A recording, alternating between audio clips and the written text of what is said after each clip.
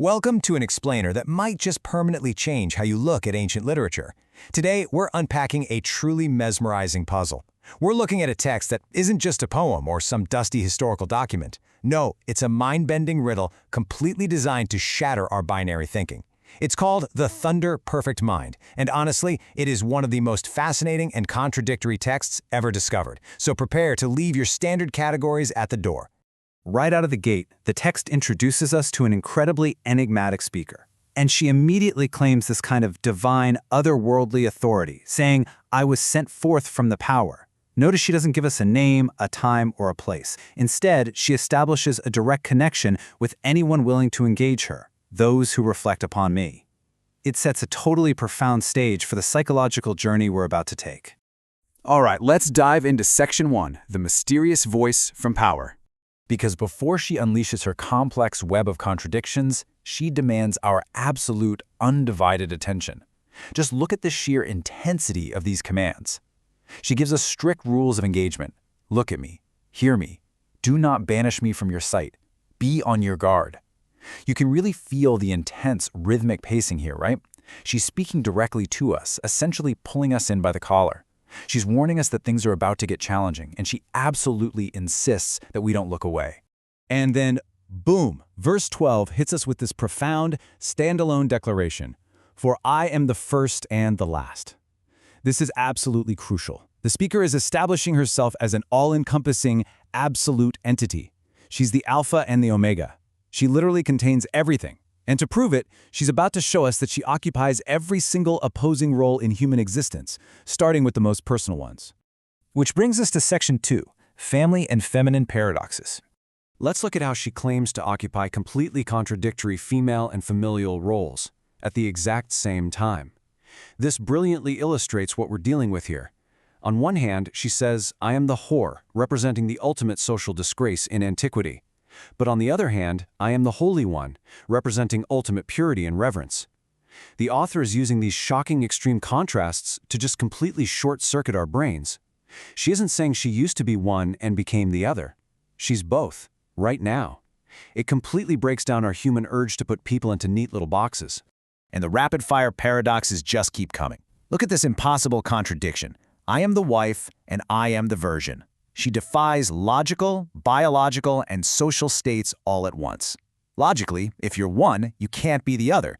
But in the reality of this text, she's the embodiment of the entire feminine experience, totally unconstrained by the laws of biology, time, or social status. When you map it all out, you start to see that this isn't just random, poetic chaos. It is a highly structured, deliberate dismantling of identity. Look at the human states on the left. She's barren, yet has many sons. She's shameless, yet ashamed.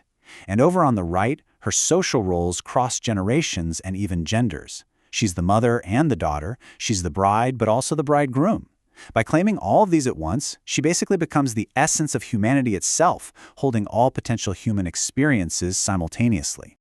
Moving outward from personal identity, we reach Section 3, Society, Morality, and Condemnation.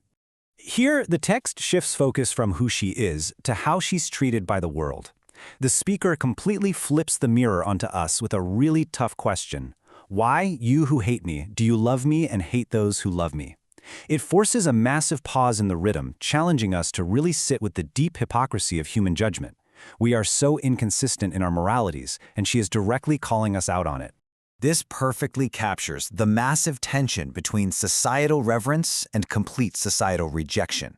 She's the honored one sitting up on a pedestal, but simultaneously the one thrown in the dirt and mocked. I mean, think about how societies operate. We constantly elevate concepts or people, only to violently tear them back down. She's the literal embodiment of that turbulent social pendulum.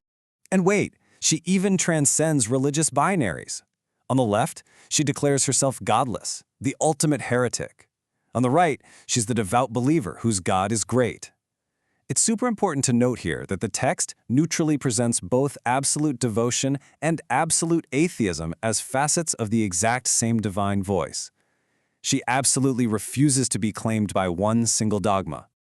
Let's expand our lens even further in Section 4, Greeks, Barbarians, and Omnipresence.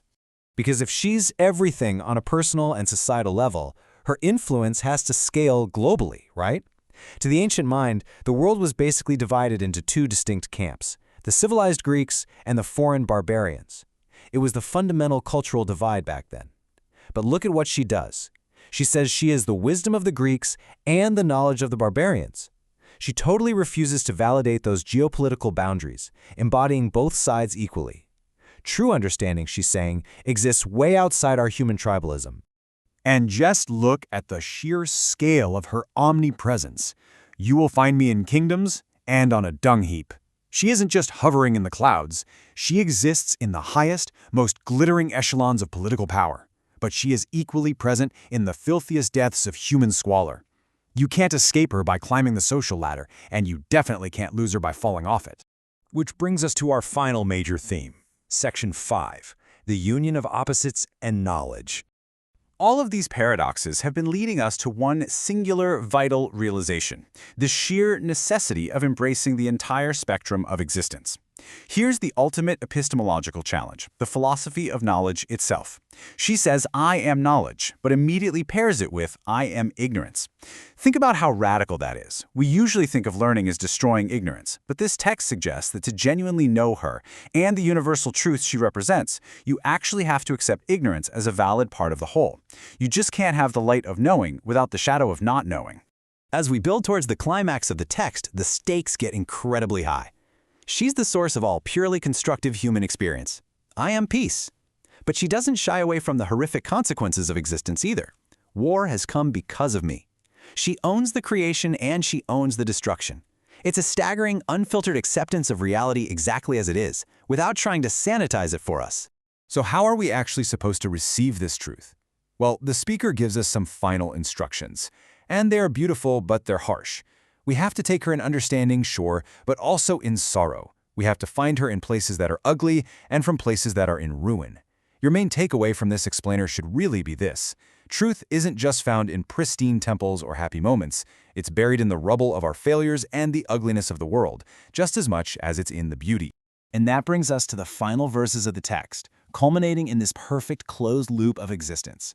I am the one who cries out, and I listen. She's the actor and the observer, the active and the passive. It just beautifully ties together the entire journey we just took through all those jarring contradictions, resolving them into a single unified state of being. Which leaves us with this final thought. We spend our entire lives trying to categorize the world, right? Good and bad, right and wrong, success and failure.